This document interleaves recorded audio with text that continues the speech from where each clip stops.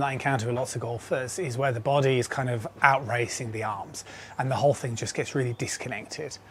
So I was having a conversation recently with one of my online students. You can kind of see here, the swing gets a little bit too long, the right arm gets too bent, the body starts rotating, the arms get left behind and the club just ends up coming down really steep, like so.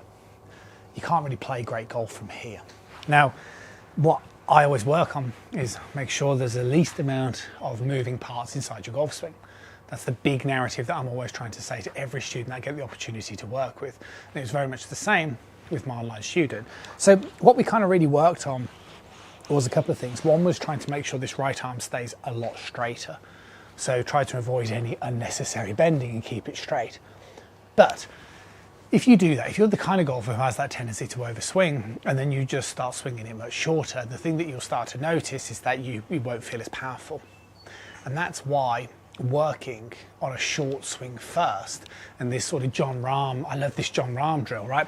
Which is where he sort of talks about he had similar tendencies when he was a junior golfer, overswinging, and his coach just said to him, right, you're going to try and hit it as far as you can without taking your hands past left arm parallel.